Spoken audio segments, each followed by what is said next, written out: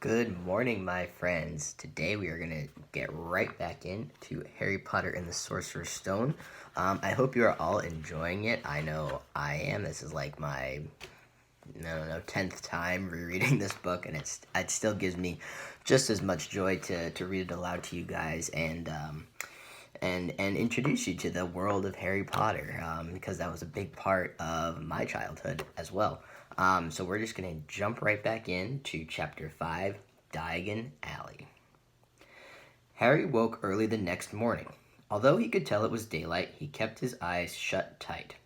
It was a dream, he told himself firmly. I dreamed a giant called Hagrid came to tell me I was going to a school for wizards. When I open my eyes, I'll be at home in my cupboard. There was suddenly a loud tapping noise. And there's Aunt Petunia knocking on the door, Harry thought, his heart sinking.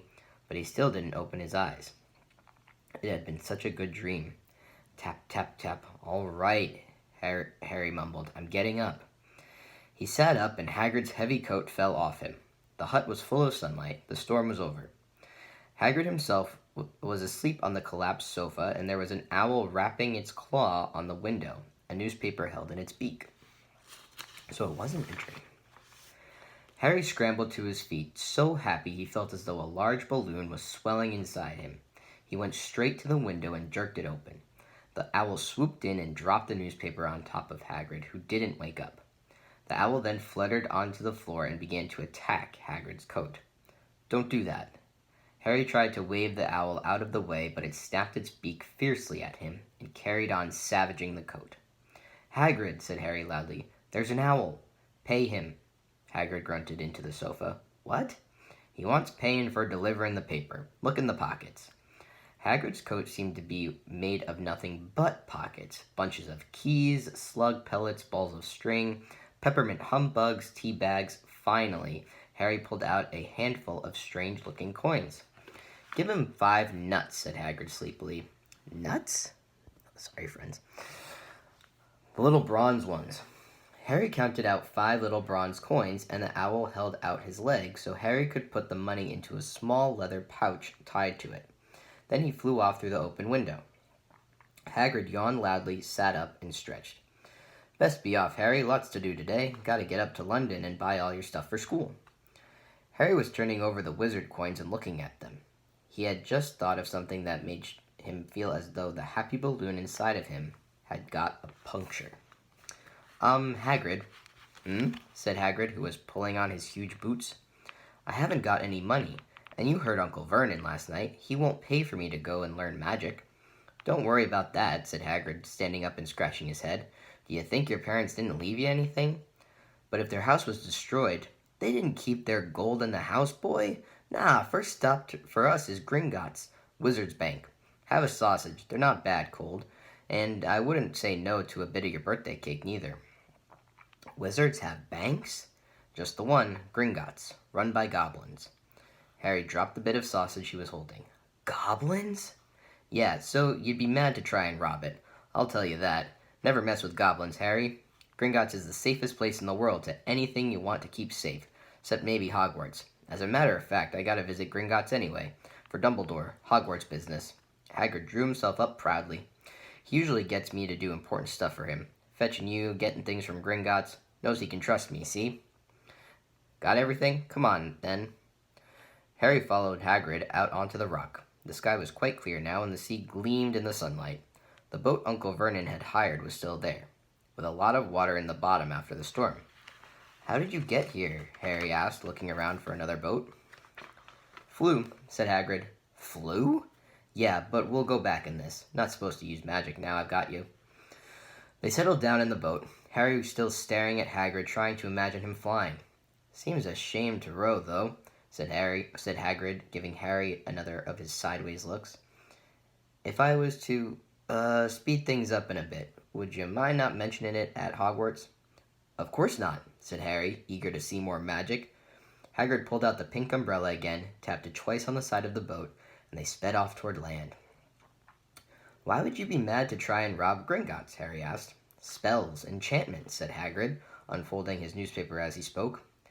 They say there's dragons guarding the high-security vaults. And then you gotta find your way. Gringotts is hundreds of miles under London, see? deep under the underground. You'd die of hunger trying to get out, even if you did manage to get your hands on something. Harry sat and thought about this while Hagrid read his newspaper, the Daily Prophet. Harry had learned from Uncle Vernon that people liked to be left alone while they did this, but it was very difficult. He'd never had so many questions in his life. Ministry of Magic messing things up as usual, Hagrid muttered, turning the page. There's a Ministry of Magic? Harry asked before he could stop himself. Of course, said Hagrid. They wanted Dumbledore for minister, of course, but he'd never leave Hogwarts. So old Cornelius Fudge got the job. Bungler, if ever there was one. So he pelts Dumbledore with owls every morning, asking for advice. But what does a Ministry of Magic do? Well, their main job is to keep it from the muggles that there's still witches and wizards up and down the country. Why? Why? Blimey, Harry. Everyone be wanting magic solutions to their problems. Nah, we're best left alone. At this moment, the boat bumped gently into the harbor wall. Hagrid folded up the newspaper and they clambered up the stone steps onto the street. Passers-by stared a lot at Hagrid as they walked through the little town to the station. Harry couldn't blame them. Not only was Hagrid twice as tall as anyone else, he kept pointing at perfectly ordinary things like parking meters and saying loudly, "See that, Harry? Things these muggles dream up, huh?" Hagrid, said Harry, panting a bit as he ran to keep up. Did you say there are dragons at Gringotts? Well, so they say, said Hagrid. Crikey, I'd like a dragon. You'd like one? Wanted one ever since I was a kid. Here we go. They had reached the station. There was a train to London in 5 minutes' time. Hagrid, who didn't understand muggle money as he called it, gave the bills to Harry so he could buy their tickets. People stared more than ever on the train. Hagrid took up 2 seats and sat knitting what looked like a canary yellow circus tent. Still got your letter, Harry? He asked as he counted stitches. Harry took the parchment envelope out of his pocket. Good, said Hagrid. There's a list there of everything you need. Harry unfolded a second piece of paper he hadn't noticed the night before and read, Hogwarts School of Witchcraft and Wizardry. Uniform. First year students will require 1. 3 sets of plain work robes, black. 2.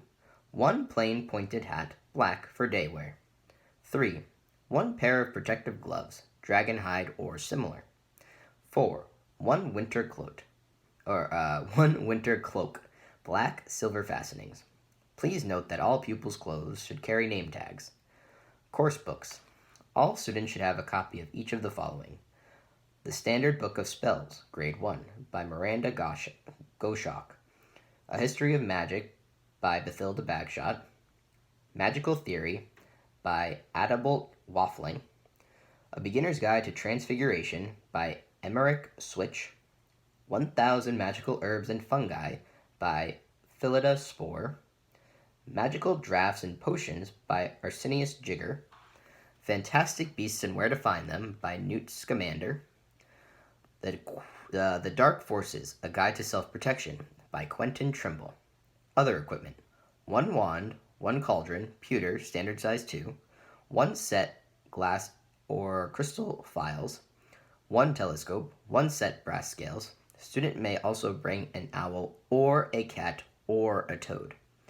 Parents are reminded that first years are not allowed their own broomsticks. Can we buy all this in London? Harry wondered aloud. If you know where to go, said Hagrid. Harry had never been to London before. Although Hagrid seemed to know where he was going, he was obviously not used to getting there in the ordinary way.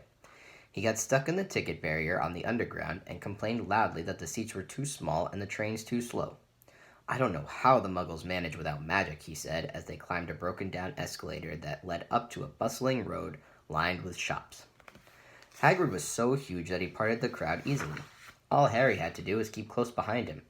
They passed bookshops and music stores, hamburger restaurants and cinemas, but nowhere that looked as if it could sell you a magic wand. This was just an ordinary street full of ordinary people. Could there really be piles of wizard gold buried miles beneath them? Were there really shops that sold spellbooks and broomsticks? Might this not all be some huge joke that the Dursley had cooked up? If Harry hadn't known that the Dursleys had no sense of humor, he might have thought so. Yet somehow, even though everything Hagrid had told him so far was unbelievable, Harry couldn't help trusting him. This is it, said Hagrid, coming to a halt. The Leaky Cauldron. It's a famous place. It was a tiny, grubbly-looking pub. If Hagrid hadn't pointed it out, Harry wouldn't have noticed it was there. The people hurrying by didn't glance at it. Their eyes slid from the big bookshop on one side to the record shop on the other, as if they couldn't see the leaky cauldron at all. In fact, Harry had the most peculiar feeling that only he and Hagrid could see it. Before he could mention this, Hagrid had steered him inside. For a famous place, it was very dark and shabby. A few old women were sitting in the corner, drinking tiny glasses of sherry. One of them was smoking a long pipe. A little man in a top hat was talking to the old bartender, who was quite bald and looked like a toothless walnut.